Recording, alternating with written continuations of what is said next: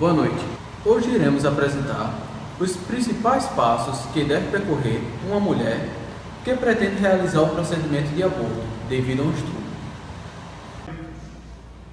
Conforme a portaria de número 1508, de 1 de setembro de 2005, são 4 passos que uma gestante deve percorrer antes do procedimento de aborto. O primeiro passo é constituído pelo relato circunstanciado do evento, realizado pela própria gestante perante 2 profissionais de saúde do serviço. Nessa entrevista deverá ser registrado o local, dia e hora aproximado do fato, tipo e forma de violência, descrição dos agentes da conduta, se possível, e identificação de testemunhas se houver. A segunda fase dá-se com a intervenção do médico que emitirá o parecer técnico após detalhada análise, exame físico geral, exame ginecológico, avaliação do laudo ultrassonográfico e dos demais exames complementares. O terceiro passo se dá pela assinatura da gestante e, se ela for de menor, pelo seu responsável legal, seguido da assinatura dela.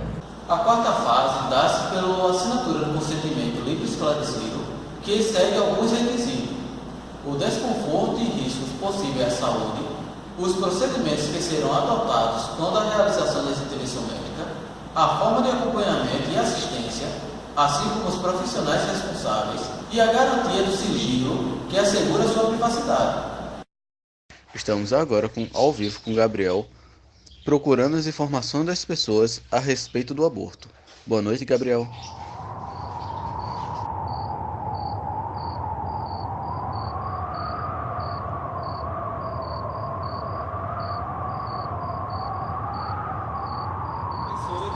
Da Universidade de São Miguel. Professor, o professor Fábio, desculpe, o que é que você acha do aborto? Eu sou contra, não sou a favor do aborto. Você conhece alguém que já praticou o aborto? Já. O aborto dela foi espontâneo ou ela mesmo que quis? Eu tenho pessoas que eu conheço que tanto foram espontâneos como foram voluntários. Houve algum tipo de complicação que foram porque a pessoa quis? Eu conheço, de ambos os casos, eu conheço consequências negativas de ambos os casos. Muito obrigado, uma ótima noite. Prazer também. E se acontecesse um estupro e a mãe não quisesse permanecer com o filho? Ou se caso a mãe estiver correndo o risco de vida devido a complicações na sua gravidez? E em casos de anencefalia? Hoje foi lançada uma enquete aqui na Universidade de São Miguel, onde eles responderam: nesses casos, você concorda ou não concorda com o aborto?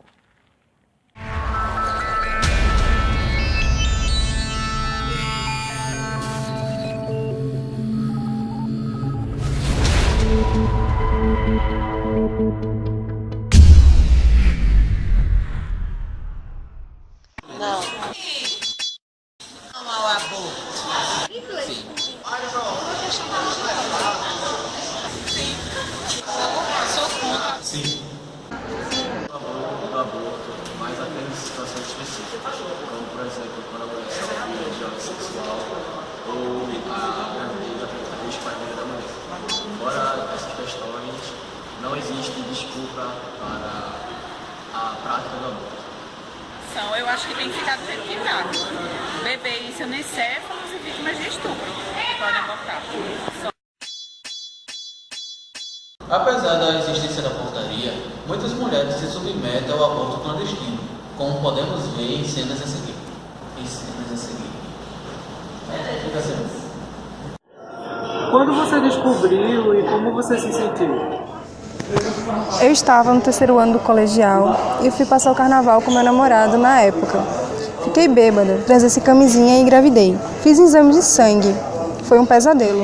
Tudo aconteceu em outubro de 2012. Eu estava me separando, estava numa crise, na verdade, de separação. E meu marido ainda estava em casa e andava muito nervoso. Era bastante grosseiro comigo. Então, para dar uma aliviada na tensão, a gente meio que transava.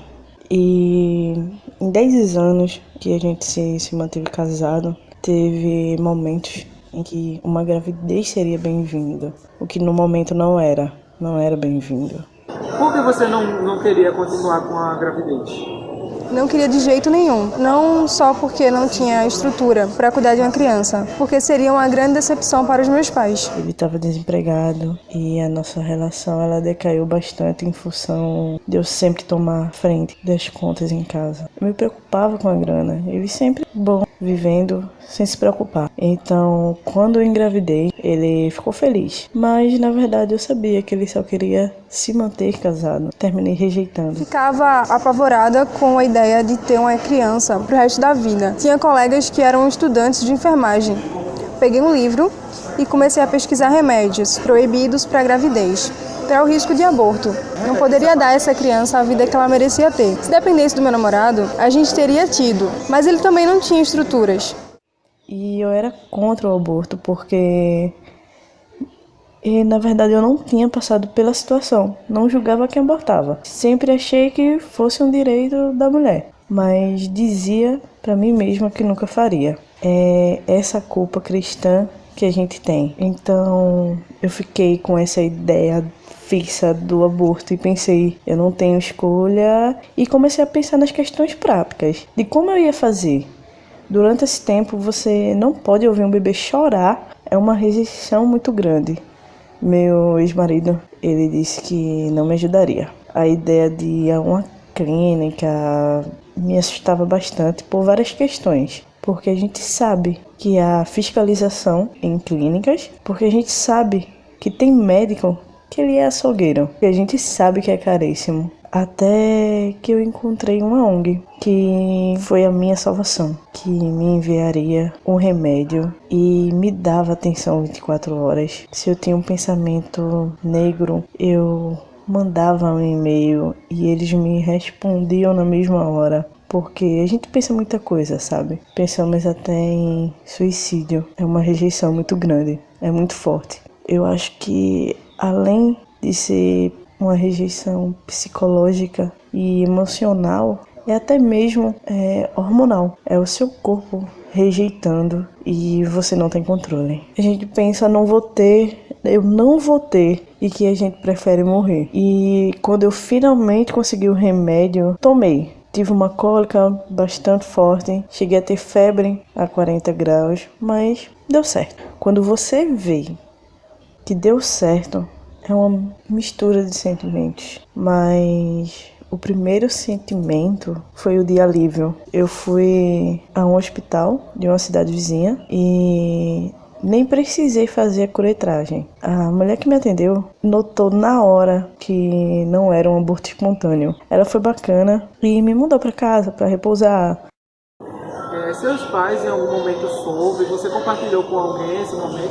Ele acabou contando para a família dele. Aí foi muito difícil. Chegaram a dizer que cuidariam da criança. Justamente por eu ser tão irresponsável, jamais deixarei meu filho com outros. Não tinha condições e não queria empurrar para ninguém. Mas parte do meu momento em que você está grávida, sua vida não importa mais, só a criança. Então ele não participou de nada, não me apoiou de forma alguma. Eu estava sozinha nessa, só com duas amigas que me ajudaram e uma delas era até mais nova que eu. Tomei remédio e foi tudo bem. Só tive uma cólica bem forte. Eu tive muita sorte. Nunca tinha ido ao ginecologista e procurei um para me certificar que estava tudo bem. Meus pais nunca souberam. Minha mãe é muito católica, seria uma grande decepção. Eu já não morava com os meus pais e não queria voltar à dependência. Tinha medo de não conseguir fazer faculdade. Tenho amigas que engravidaram na adolescência e que conseguiram estudar. Então pensava que talvez pudesse ser diferente.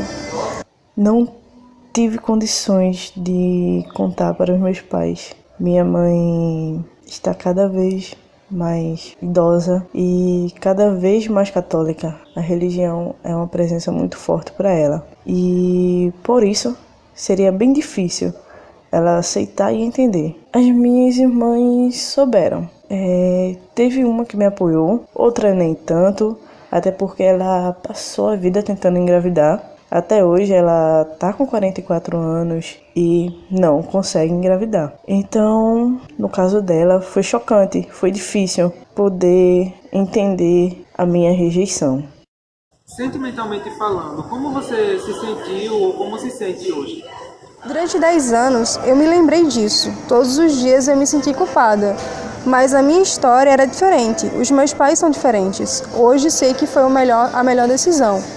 Emocionalmente eu estava destruído e ao mesmo tempo eu adoro crianças e meu filho é a coisa mais fofa e incrível do mundo. Ele me pede um irmãozinho, então tomar essa decisão foi bastante difícil. Você pretende ter filhos ainda? Se eu ficasse grávida atualmente, eu teria o filho. E eu penso em ter filhos, sim, mais pra frente. Ainda me acho bem nova. Penso em adotar e ter um biológico. No momento, eu não penso em ter outro filho, mas eu não descarto a possibilidade de engravidar ou adotar. Se algum dia eu tiver com alguém, eu adotaria, eu poderia ter outro filho. E agora nós vamos para mais uma entrevista, tem uma pessoa se aproximando. Senhora, o que você acha do aborto? Eu nunca fiz isso! Mas senhora, é só uma pergunta. Senhora!